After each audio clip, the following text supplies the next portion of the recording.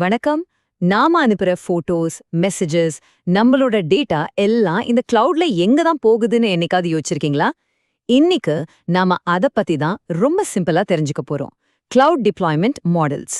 அதாவது நம்ம டேட்டா எங்க, எப்படி இருக்குங்கிறத பத்தி பார்க்கலாம். சரி, முதல்ல ஒரு முக்கியமான விஷயத்தை தெளிவுபடுத்திக்கலாம். என்ன வெர்சஸ் எங்கே. இங்க நம்ம கிளவுட் சர்வீசஸ் பத்தி பேச போறதில்ல. அதுக்கு பதிலா அந்த சர்வீசஸ் எந்த இடத்துல எந்த சூழல்ல இயங்குதுன்னு தான் பார்க்க போறோம். சோ என்ன சர்வீஸ்ங்கிறத விட அது எங்க இருக்குங்கிறதா முக்கியம். இத ஈஸியா புரிஞ்சுக்க ஒரு சூப்பர் உதாரணம் இருக்கு. நீங்க சாப்பிடுற சாப்பாடு இருக்குல்ல, அதான் இது IaaS, PaaS, SaaS மாதிரி கிளவுட் சர்வீசஸ்னு வச்சுக்கோங்க. அப்போ நீங்க எங்க உட்கார்ந்து சாப்பிடுறீங்கங்கிறது தான் இந்த டிப்ளாய்மெண்ட் மாடல். புரியுதா? ஒரு பப்ளிக் கேண்டீன்லயா இல்ல உங்க வீட்டு கிச்சன்லயா? இதுதான் விஷயமே. அந்த கிளவுட் யாருக்கு சொந்தம், அது எங்க இருக்குங்கிறது இதுதான் முடிவு பண்ணுது. நம்ம லிஸ்ட்ல முதல்ல பார்க்க போறது பப்ளிக் கிளவுட். இத ஒரு பப்ளிக் பஸ் பயணத்தோட ஒப்பிடலாம்.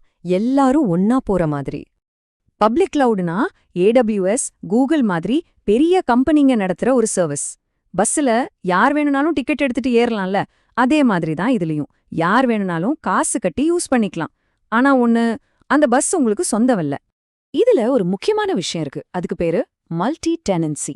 அதாவது நீங்க பஸ்ல அடுத்த சீட்ல யார் இருக்காங்கன்னே தெரியாத ஒருத்தர் கூட உட்கார்ந்துட்டு போற மாதிரி உங்க டேட்டாவும் ஒருவேளை நெட்ஃபிளிக்ஸ் டேட்டாவும் ஒரே சர்வர்ல தான் இருக்கும்.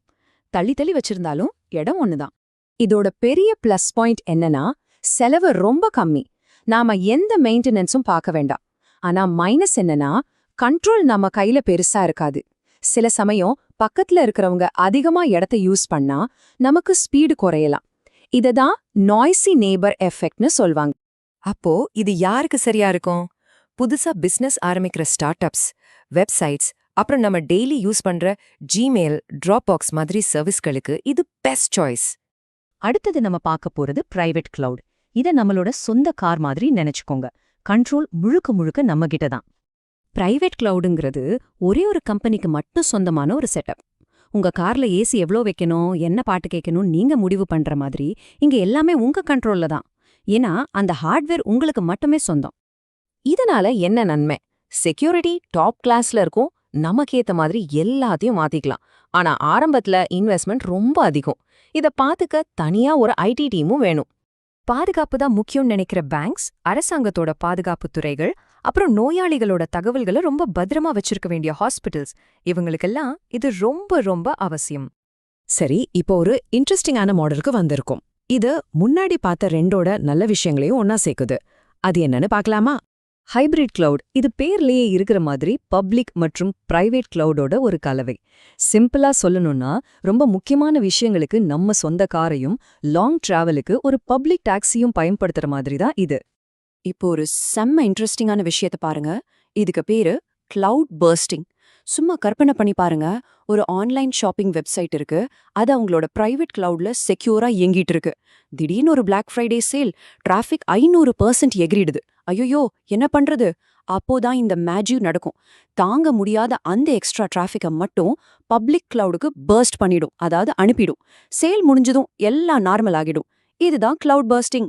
சமையல்ல இதோட சூப்பரான விஷயம் என்னன்னா, பிரைவேட் கிளவுடோட செக்யூரிட்டியும் கிடைக்குது, அதே சமயம் பப்ளிக் கிளவுடோட விரிவாக்குற திறனும் கிடைக்குது. ஆனா இந்த ரெண்டு வித்தியாசமான கிளவுடிய ஒன்னா சேர்த்து மேனேஜ் பண்றது கொஞ்சம் காம்ப்ளிகேட்டடான வேலை. நாம இப்ப பார்க்க போறது கடைசி மாடல்.